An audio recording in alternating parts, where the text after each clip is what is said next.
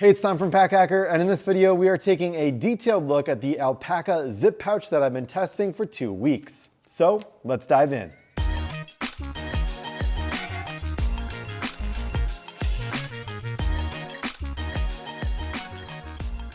All right, so the primary material here is a VX21 X-Pack, and you can see this kind of diamond pattern, ripstop pattern on the front.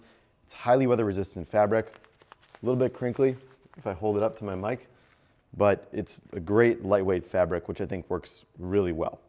And then we have zippers here. I'm not exactly sure what kind. They're definitely not YKK.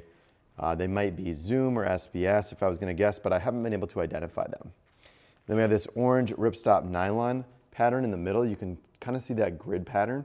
So you can see it's high visibility. You can see everything that's going on inside of this thing relatively easily.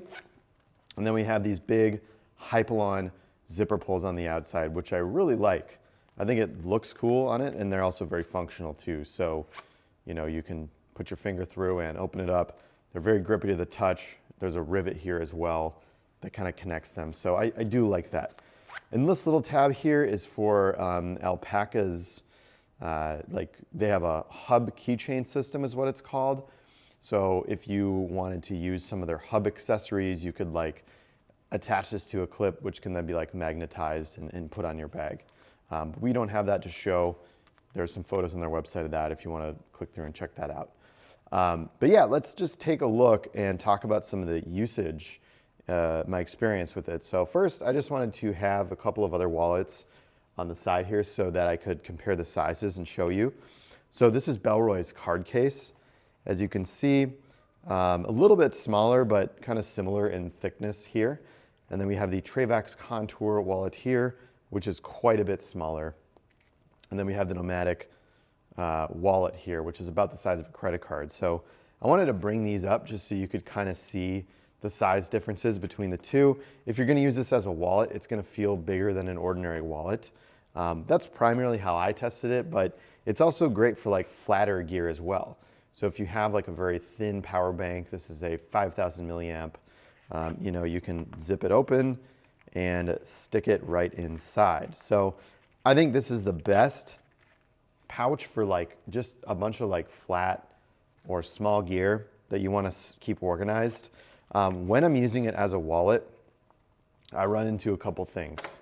So the first is, it's kind of hard to quickly see the cards. So this zipper stops right here, which like I think makes sense for the design. It goes all the way to the edge here, but it can be hard to see the cards inside of here quickly because I just feel like I can't quite get it open enough to rifle through. So what I ended up doing was I kind of kept my 2 most used cards on this side. There's this ripstop partition between them, and then I kept just other things, you know, other cards on the other side that I didn't use that often. And then I have like just a little cutlery set in here just to show that like more stuff can fit in here besides just cards. So yeah, and then 4 cards on this side. So it kind of gets a little bit like kludgy to rifle through these quickly, but it holds everything in just fine. And there's ample space as well. There's also a zipper right up here for another compartment. I just want to kind of show you, if you do have this thing filled up, I'm not sure if it's going to happen, but that's where I kept my cash and my paper like documents a lot. So if it's full, one of the things I noticed, and that opened great, which is good. One of the things that I noticed is it is hard to access in here. And then I had cash in here, and at one point, like I can't even barely get it out.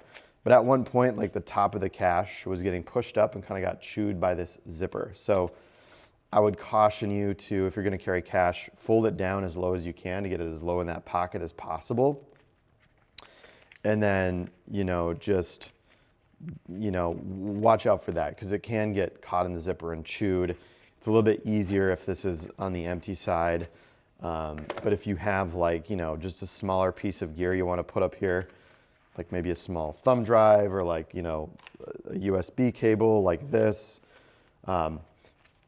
that's less likely to get caught up inside of this zipper. So that's just one thing I want to note, that it can get a little bit tight, and with the zipper, you know, down here towards a little bit lower than the top, that definitely can happen. So there you have it. That is the Alpaca zip pouch.